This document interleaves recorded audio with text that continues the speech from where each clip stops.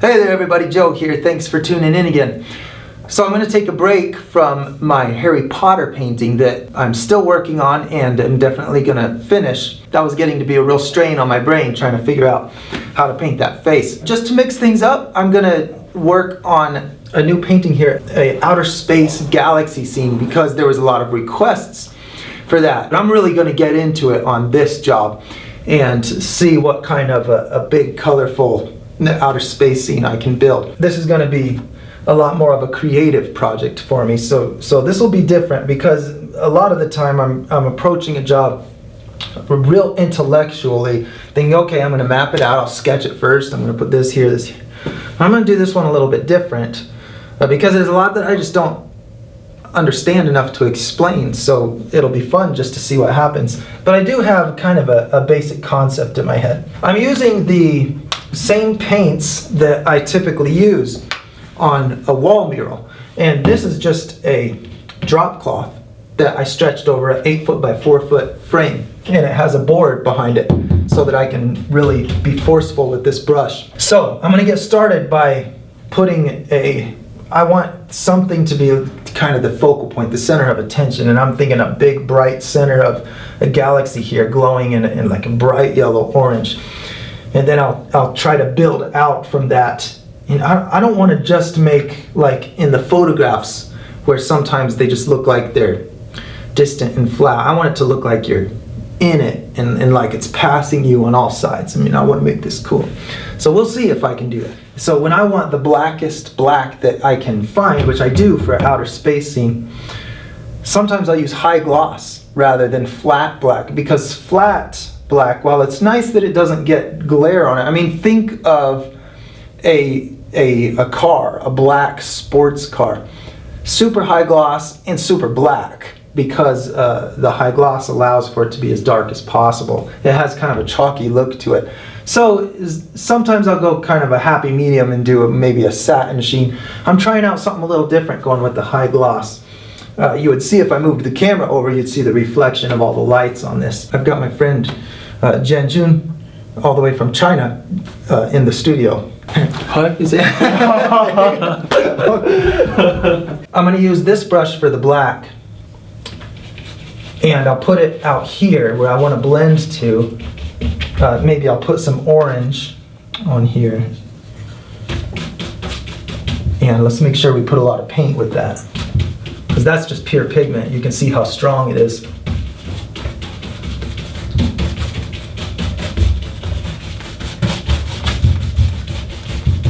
Okay, now I think I'm going to want more red. Even that's going to look a little bit on the green side. So I'll just dab that same brush in the red. Maybe this one here. Sometimes it's a toss-up which brush I should use. I just don't want to get my bright brush contaminated with the colors, or with the black, I mean. So if I blend that color into the black, that's going to look like a much more natural transition of light. It'll look like there's this glowing yellow-orange cloud here, and it won't have that unnatural greenish hue when it gets to the black. See, now this is where I would say I would define this as a transitionary color and definitely not a mid-tone. That red color, it's not a mid-tone. It's specifically for the purpose of not allowing my shadows to become greener than they would naturally appear. Since paint filters itself by layering over the top of itself, you know, those particles are filtering each other's colors away. It has a different effect when it mixes than light.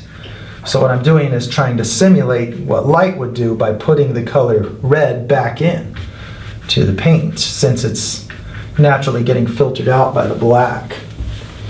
Maybe we'll make one kind of coming in here like this. I can always change this. Make them coming out this way. See, I love the way that looks. Now I'm gonna kind of once this brush doesn't have much of the magenta left in it, I'm going to try to blend these edges right here.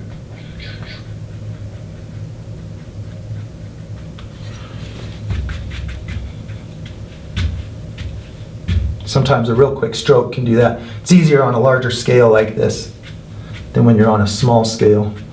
I'm imagining this spiraling out, so maybe this will come up in here. Now, in case you haven't seen in my other videos, I always keep a real big rag handy so I can dry off a brush. If I do a quick rinse, you know, I can dry it off with that big towel.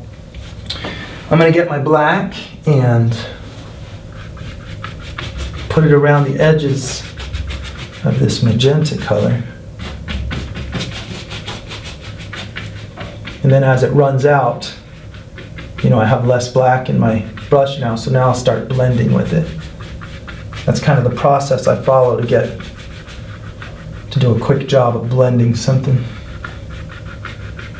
Man, working down here on my knees, it gets to me. It's not my knees, it's my feet. They're all bunched up behind me. So what's going to be down here? This is kind of going out like this. I'm thinking that we put kind of a layer down here. This is going to kind of be overhead, so I want it to feel like you're just going right through this, so there's stuff underneath too.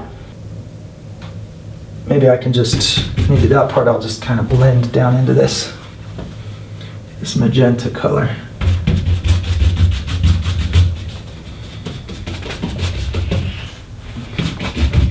Okay, now I'm going to take blue, put it right here, add white.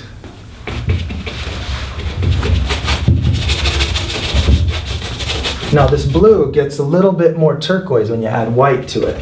So that's a good thing, because that follows my order of colors that I want.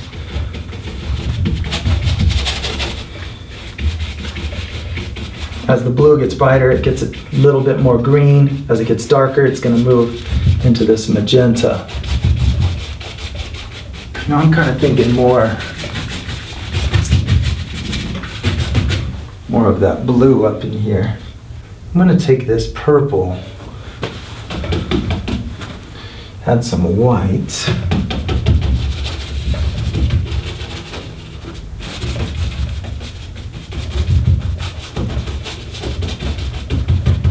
Just take a little more of that purple. You know, back here I'm kind of imagining something that's a little more of a subtle tone. I'm going to try something different here. Maybe kind of a gold colored faded light. Moving along here. I always like to mix horizontal shapes with vertical shapes so that it, you know, takes your imagination both directions kind of. And I'm going to put white in here. Put another layer right here. Okay, then we'll kind of make this look like the edge of a circular spiral. Like it's spinning. Kind of has a greenish color to it. But I like that. I like that contrast, all that red. I don't know if I'm going to keep this. I'm just seeing how it goes right now. Just going to see it. Yeah, I like those lighter colors better. Got to stick with that. Okay, we have some really good comments and questions on last week's video. Turbo says, "You're old and got many wrinkles." Thanks. Roy Boy mentions that I have all of my paint piled up where I was mixing to paint the face. This is, "Don't you have texture, unwanted texture left behind from that?" Yes, I do. And by the time I realized that I better stop doing that, when I first started, I was like, no, it'll cover up. It's just a little bit. And then it was more, then it was more. You know, it was like, you know, boiling a frog in water. You know, it's gradual change. I didn't catch it in time, and then I was like, oh man, I got all this paint on here. I was way into my work, and then I realized that I had all that texture. Now I'm going to have to wipe it off with alcohol. But if you've ever wondered, alcohol is a good thing to dissolve paint that's unwanted and not leave a residue that's harmful to future coats. It's also a good way to test if something is oil-based or water-based. If you have a wall that you want to paint, you don't want to paint water-based over oil, you can use rubbing alcohol. And if it comes off on your rag, you know that that's a water-based paint because the oil will not dissolve once it's cured when you rub alcohol on it. Just a little trick of the trade there. Consuela Cobb brings up a really good question. I didn't see you using any washes on his face. Is it better just to add the paint together, meaning mixing rather than layering, and work out the different colors, or to glaze when you are using acrylics for portraits? So glazing is layering one color over another. So if you layer colors, just know that you get more brilliant colors. If I put a brown over a white, it's going to have a red-orange color, where it's allowing the white to shine through. If I just mix a white paint with a brown, those same two colors, it's more of a gray result rather than the brightness I get by putting it on. So layering is a very good method for gradually achieving your effect, but you have to have patience and be careful with it, because you can dissolve the previous layer if it hasn't had time to cure, and then you end up with unwanted overlap lines. So, you just have to have patience if you want to do that really well, but you can get super smooth gradients if you're patient to do it very gradually. A very good method.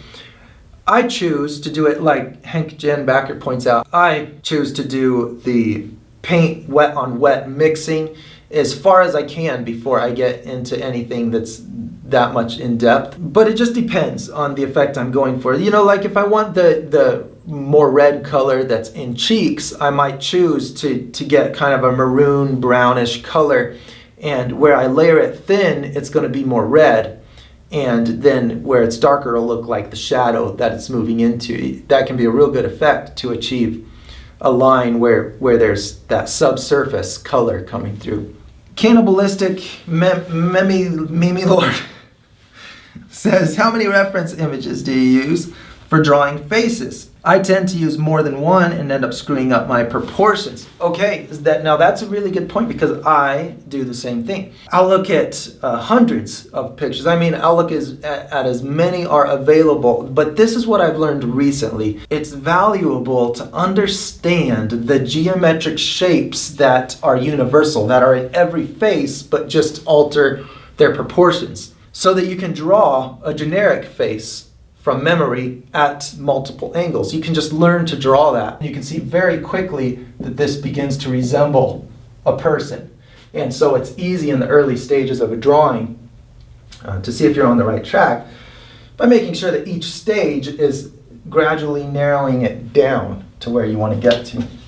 Now, that has helped me not to get far off track when I'm comparing different angles, because every angle I look at, it's a question of what does that teach me about those specific shapes that I know are on every face. Rejurik Ladhabrak is mentioning that I use subtractive paint mixing sometimes to achieve reflection on an object. He's saying, but I thought that you've said in other places that reflection is additive and not subtractive. So which is it? Sometimes I'll just take white and I'll add it to my object color. So in that mural I did in Zoe's room, I took that log going across the middle. I have the brown in the middle, and if I'm going to the shadow, I add black to that brown.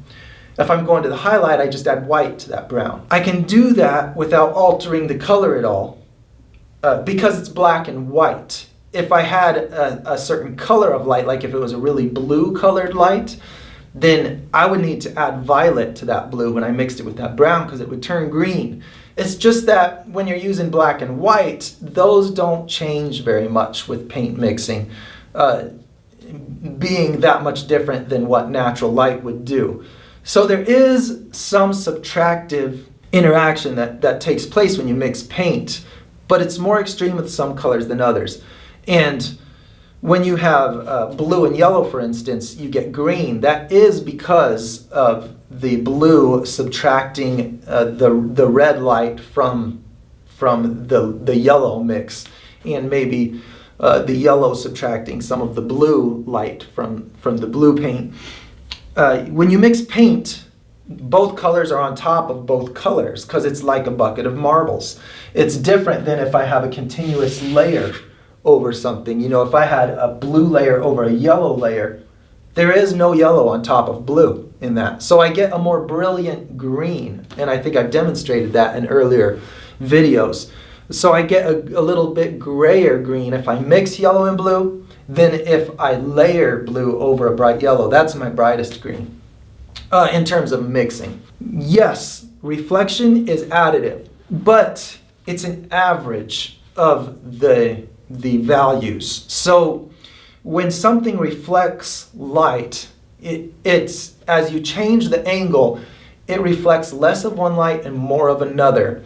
And it's a little bit different because you're averaging it. So if you have a green leaf next to a red apple, you're not just going to put yellow right there, because green light and red light, if you just add them together, then the sum is brighter than the two things you added together.